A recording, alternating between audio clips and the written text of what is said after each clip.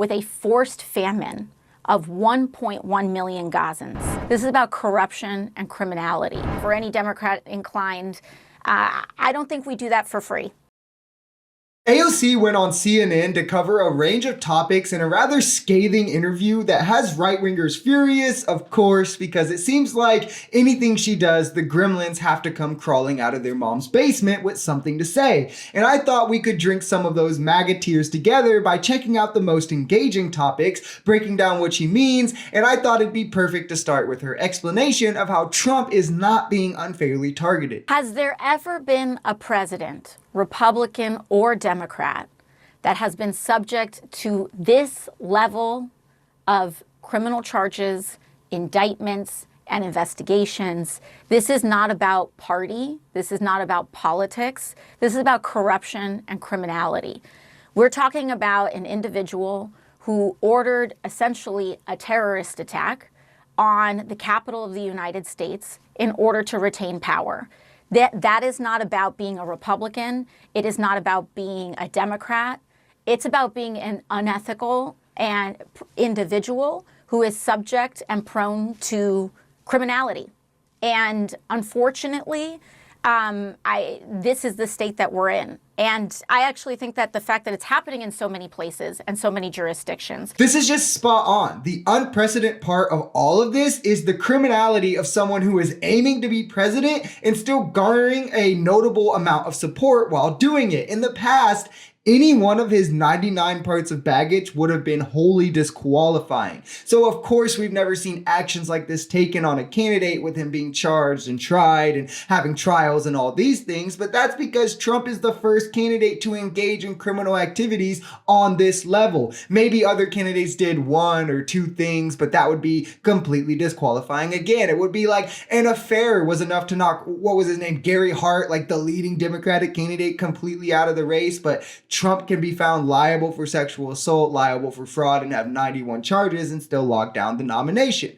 Little did they know that all they had to do was play the "they're all out to get me" card and just like a third grader, and all of Republican Party would just eat it up. I think that Democrats who work as a team, I am not inclined to vote for a Speaker Johnson. I'm not inclined to vote for an individual who, for Speaker, who doesn't believe in women's rights, doesn't believe in rights to bodily autonomy, who has supported overturning a presidential election. My vote would most likely be for a Speaker Jeffries, which becomes an increasingly likely reality day after day as Republicans pursue further midterm resignations.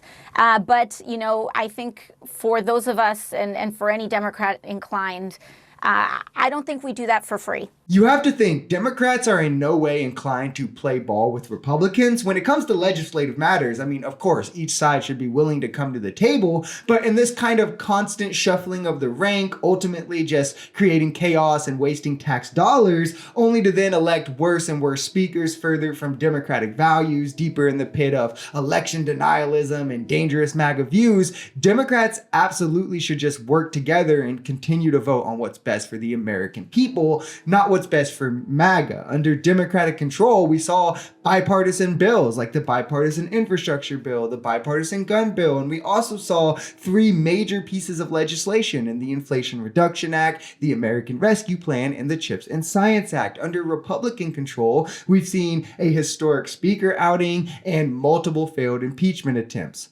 Which one sounds better to you for you and your family? When we look at the precipice of what is happening with a forced famine of 1.1 million Gazans, where multiple governments, NGOs, and even officials within the United States State Department have stated themselves plainly that the Israeli government and leaders in the Israeli government are intentionally denying, blocking, and slow walking this aid and are precipitating a mass famine.